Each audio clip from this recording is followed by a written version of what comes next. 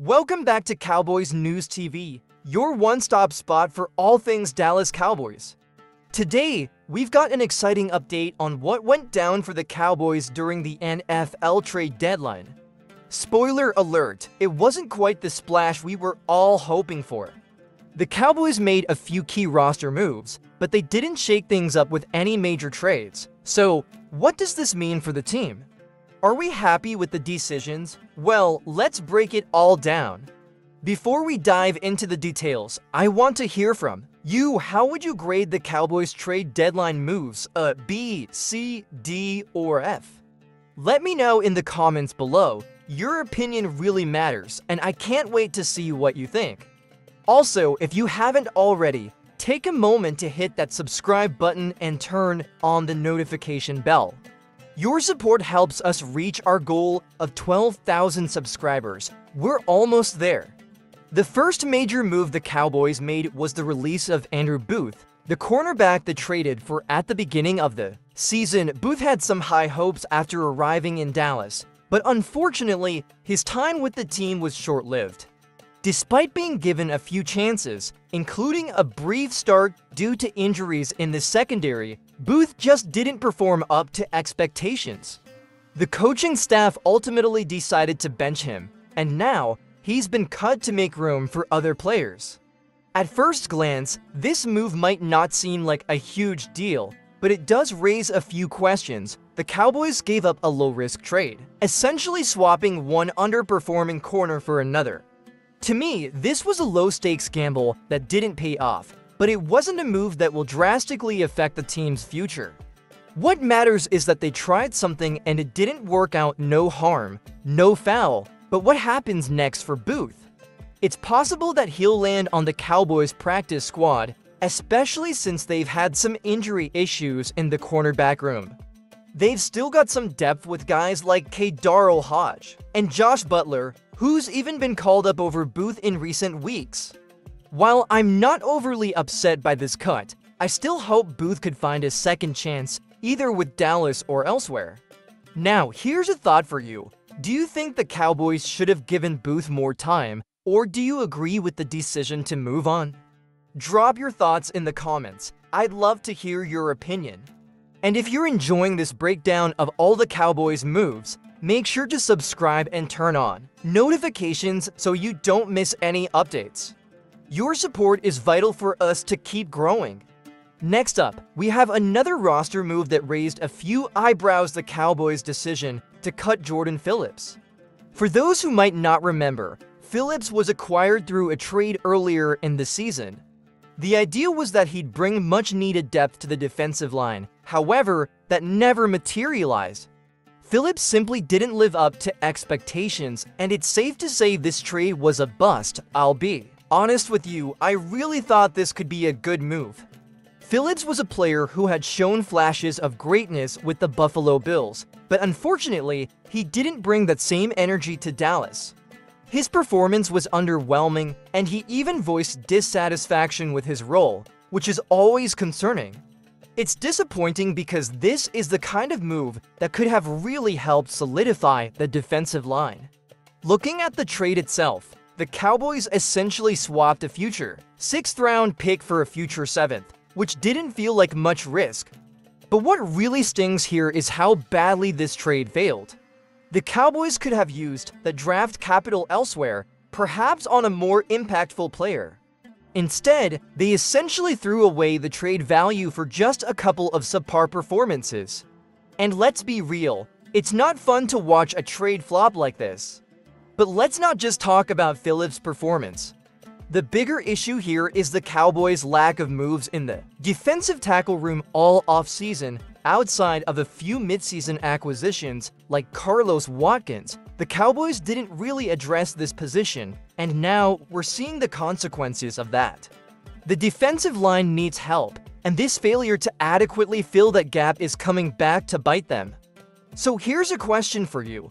Do you think the Cowboys could have done more to address the defensive line this offseason, or was this Phillips trade just a bad luck move? Let me know in the comments. below. And of course, if you're enjoying the discussion, don't forget to subscribe and hit the bell icon for all the latest Cowboys updates.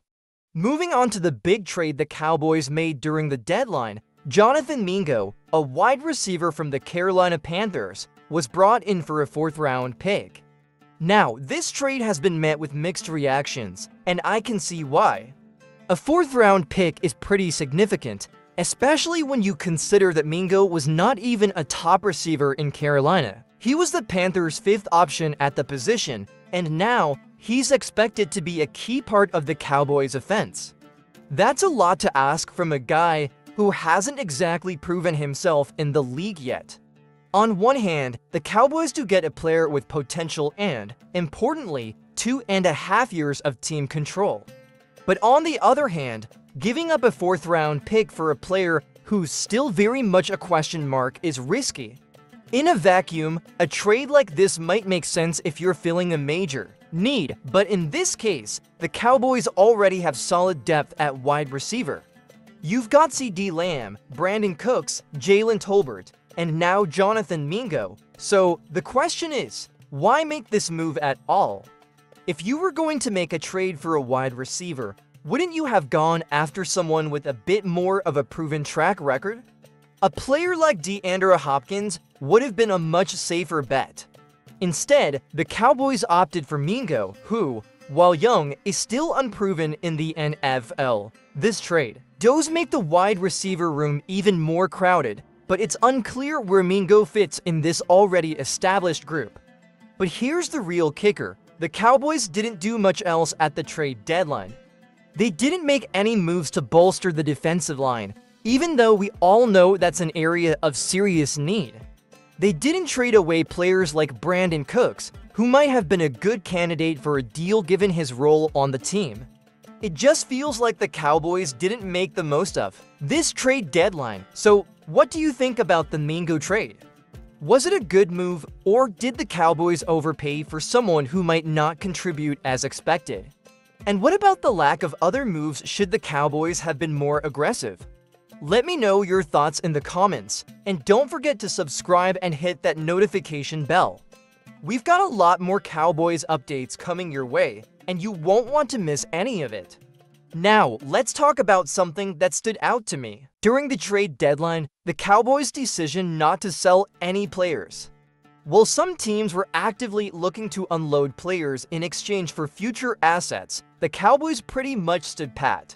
No major moves to improve the team, no efforts to trade away older players for future picks, and let's be honest, no real strategy to reshape the roster for the future. One of the biggest missed opportunities here was with Brandon Cooks. Sure, Cooks has been underperforming this season, but he still has value, especially to a team in need of a veteran receiver. Yet, the Cowboys didn't make any real effort to move him. Did they even try to shop him around? It's hard to say, but judging by their silence, it doesn't seem like they did. This might have been an ideal time to get something back for him, especially when considering the depth they have at wide receiver now. And it's not just Cooks. The Cowboys could have looked at other players who might not fit into the long-term plans of the team. DeMarcus Lawrence, for example, could have been a trade candidate though. With his injury history, it's understandable why his market might have been limited. But the lack of effort in testing the trade market for anyone on the roster, regardless of who it was, raises some serious questions. What exactly is the Cowboys' plan right now?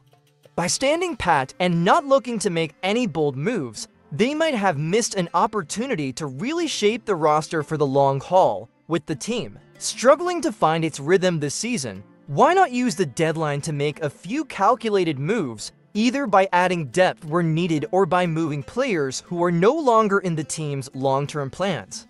It's frustrating to watch a team with so much potential stay stagnant when the competition is making moves to get better. So, what do you think?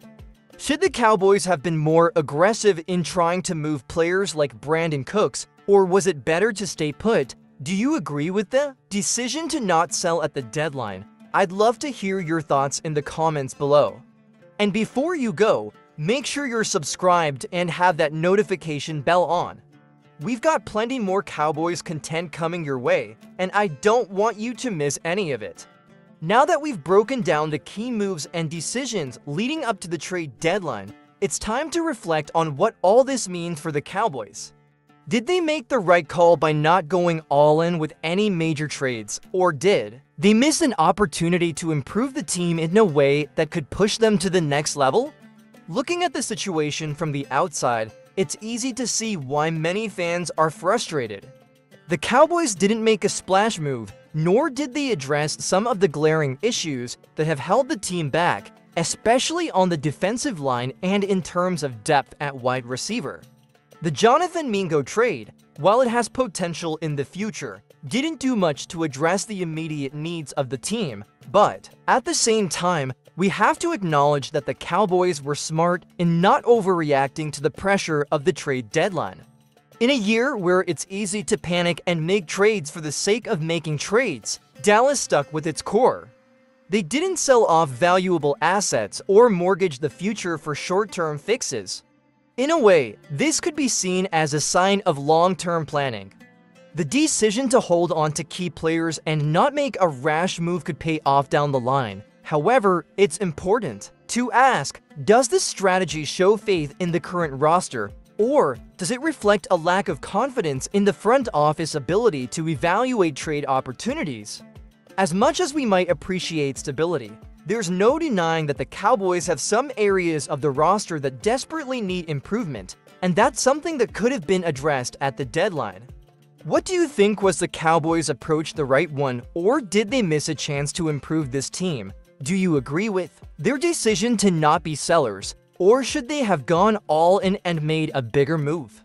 Let me know your thoughts in the comments below. And don't forget, if you haven't already, make sure to subscribe and click the notification bell so you don't miss our next deep dive into all things Cowboys. Your support means everything to us, and we're aiming to reach 12,000 subscribers with your help.